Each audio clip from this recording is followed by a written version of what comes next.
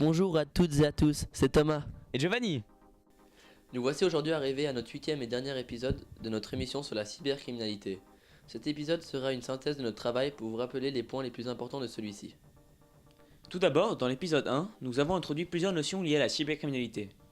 La plus importante est sans doute le terme de cybercriminalité lui-même. Afin que vous vous remémoriez, la cybercriminalité est le terme employé pour désigner l'ensemble des infractions pénales qui sont commises via les réseaux informatiques, notamment sur le réseau internet. Nous avions également introduit brièvement la façon dont les personnes sont touchées par la cybercriminalité, et ainsi que la complexité de la lutte contre celle-ci. Ensuite, dans l'épisode 2, les points importants sont les différentes sortes de victimes de la cybercriminalité, par exemple les victimes ciblées et celles qui sont victimes de campagnes massives de spam et de virus. Nous avions également présenté les principaux dangers pour les entreprises et les particuliers. Le danger principal qui en est ressorti est une grosse perte d'argent. Nous avions également abordé la question sur les raisons de la hausse de la cybercriminalité.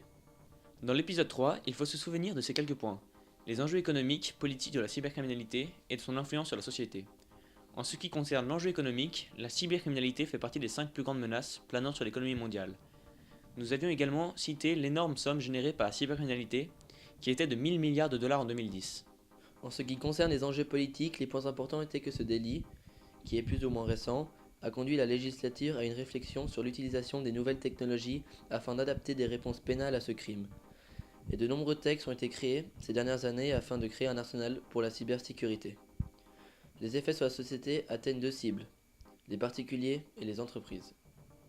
Ensuite, dans l'épisode 4, il faut se souvenir que nous avons introduit le parti pirate suisse, qui n'est pas encore très répandu, et que pour cet épisode, nous avons sollicité l'aide d'un des vice-présidents de ce parti politique en Suisse.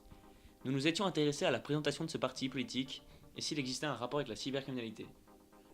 Dans la seconde moitié de notre émission, donc dans notre 5e épisode, nous avons introduit les effets qu'a la cybercriminalité sur les réseaux sociaux.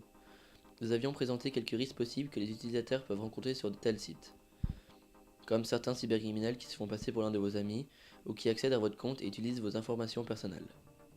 Nous avons également introduit quelques techniques utilisées par les cybercriminels, comme le phishing ou l'utilisation de l'actualité pour vous arnaquer.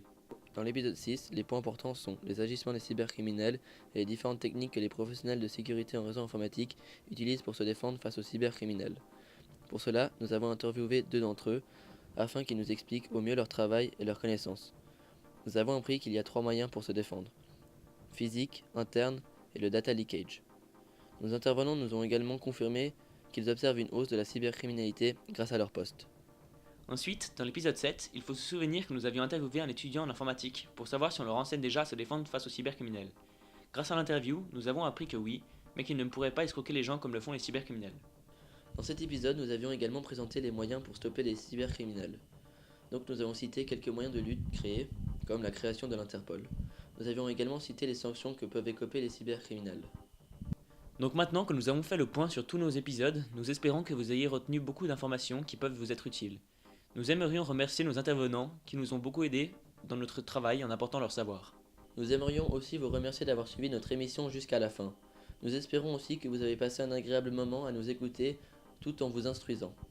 C'était Thomas et Giovanni qui vous saluent pour une ultime fois.